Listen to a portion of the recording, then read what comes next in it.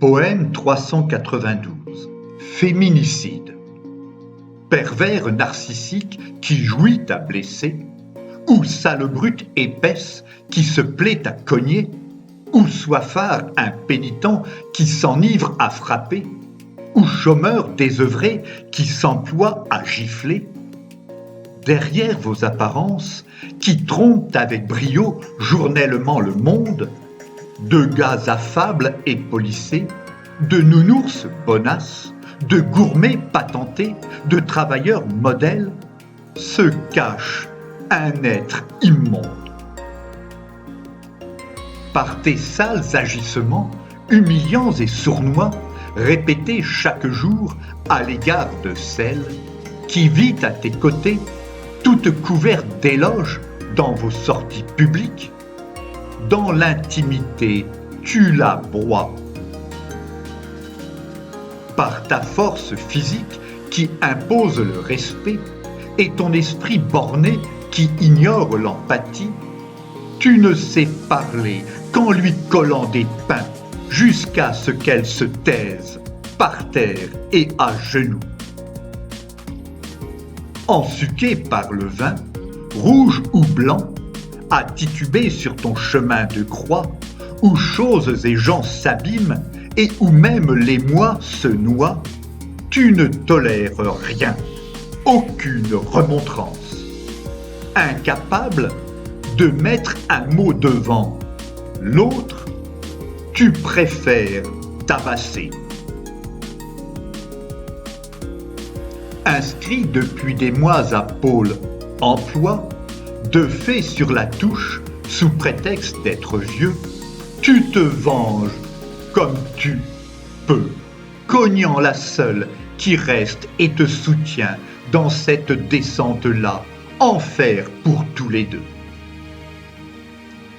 Vos paroles mielleuses, vos excuses bidons, vos promesses vaines, vos dires sur l'avenir, aucun de ces propos, très vite, ne les leurre plus. Elle ne croit plus en vous, inhibée par la peur. Vos mains ne sont plus là pour effleurer leurs joues, glisser dans leurs cheveux ou faire vibrer leur chair. Dans les marais fangeux du mal où elles se vautrent, viles, elles ne savent rien faire d'autre que meurtrir. Démoniaque spirale.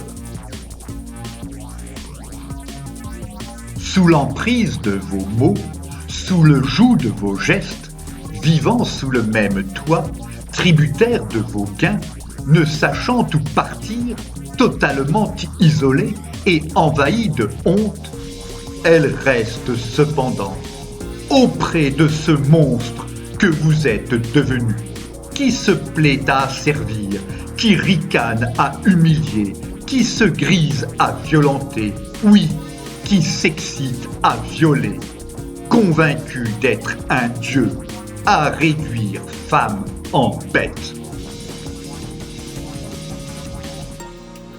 Jusqu'à ce jour maudit où le bourreau sévit. Dans son aveuglement et son déchaînement dément, il tue, rouant, de coups ou étranglant, empalant au couteau, voire tirant, et ça devant des enfants. Comment donc empêcher de telles tragédies? Vous arrêter avant que vous ne répandiez le sang de celles que vous terrorisez? Donner aux victimes avant de vrais moyens pour maîtriser vos tares? À votre insu, les exfiltrer vers un lieu sûr où elles apprendraient enfin à devenir elles-mêmes? En garde à vue, vous brisez sans faire preuve de pitié quand vous-même vous n'en eûtes.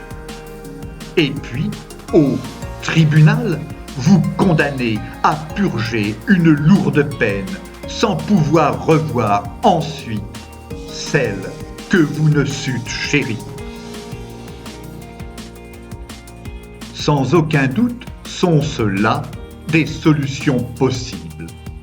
Mais il faudrait surtout que ces ressorts obscurs qui assujettissent vos êtres un tiers à l'écoute, vous aident à les casser pour qu'après, vos drames exorcisés, libérés, vous affirmiez vos choix face au regard des mecs. Poème écrit par Philippe Parrot entre le 15 et le 18 juillet 2019.